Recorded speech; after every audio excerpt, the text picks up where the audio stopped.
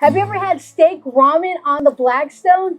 It's quick, it's easy, it's delicious, and I'm going to show you how to do it right now. These ingredients might look basic, but wait until you taste the explosion of the flavor we're about to create. I'll leave the link of the recipe below.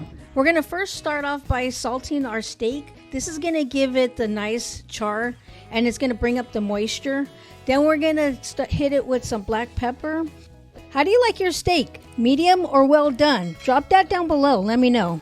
Then we're going to set our grill on medium heat, throw down some oil. Then we're going to place our steak on the Blackstone, giving it a couple turns every couple minutes. While that's cooking, let's blister up our cherry tomatoes and our peppers.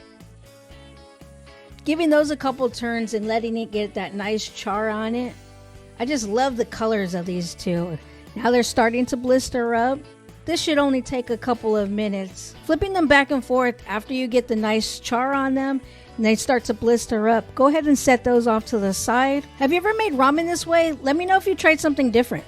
Now let's make the sauce. This consists of soy sauce, rice wine vinegar, lime juice, chili oil, and Japanese barbecue sauce.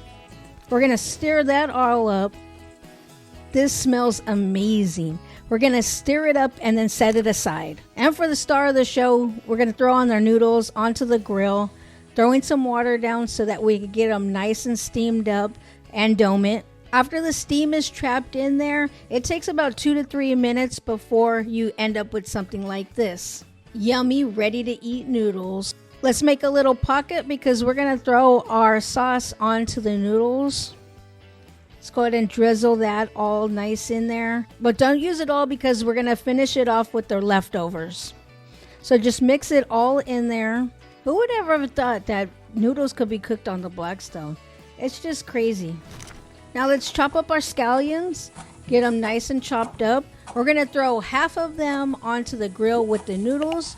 And then we're going to save the other half as the garnish. Now, what's the difference between scallions and green onions? I think I wanted scallions, but I picked up green onions, I think. Whatever it is, it's good. Throw those bad boys in there, toss it up, let all that flavor soak in. Let me know down below if you're going to try this. And would you change anything on it? Or would you just keep it as is? Now we're ready to assemble. Throw your noodles into a bowl. My favorite reason why I love cooking it on the Blackstone, it's easy cleanup. Just scrape it away. And cleanup is done. Now let's get the steak off of the griddle and then we're going to slice it up into slices. You want to slice them against the grain so you get those nice slices in. Now let's take those steak slices and put them on with the ramen. Grab your cherry tomatoes, throw those on there. Then your little bit of scallions. Then we're going to chop some purple cabbage, giving that texture and the color. Throw your cabbage on. Don't forget your serrano peppers. Now this next part is optional. I fried up an egg. Some people could do scrambled.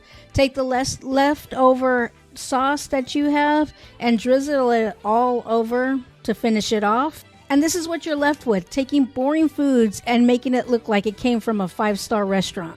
And be sure to subscribe because you'll love to see what I have next. And there you have steak ramen on the Blackstone.